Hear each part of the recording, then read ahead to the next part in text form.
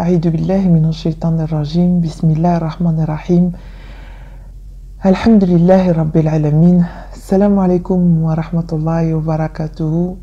Mes frères et sœurs en islam, mes frères et sœurs en Adam. Voilà, je suis une sœur, alhamdulillah, une croyante dans l'islam, dans la religion de l'islam, notre belle religion. Et aujourd'hui, j'ai de la chance de pouvoir faire ce témoignage.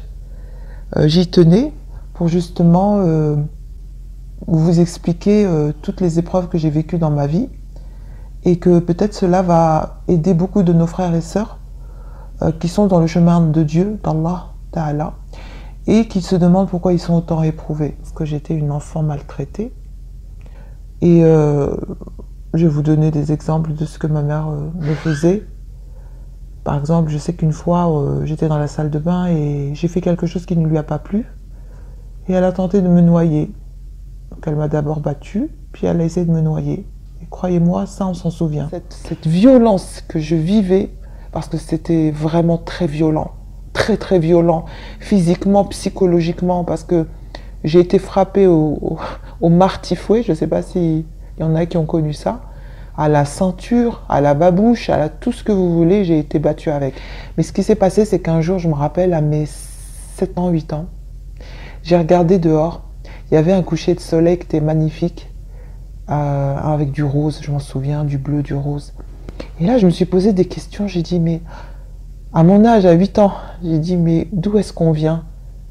C'est quoi notre but? Pourquoi on existe? Mais des questions tellement profondes, j'en ai encore la chair de poule, parce que je me dis, mais comment, du haut de mes 7 ans, j'ai pu me poser toutes ces questions?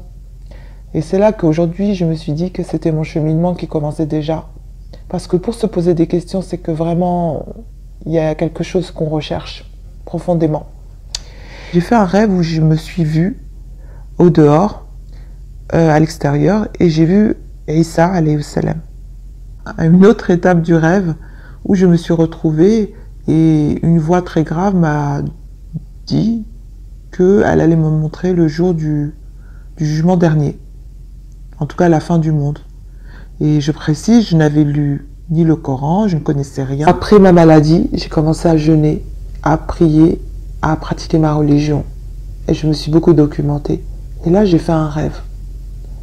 J'ai fermé les yeux et une voix m'a dit, veux-tu voir le prophète Mohammed sallallahu alayhi wa sallam? Et moi, bien évidemment, j'ai dit oui. Et j'étais comme dans une chambre, mais toute blanche, immaculée de blanc. Et là, cette voix me dit, mais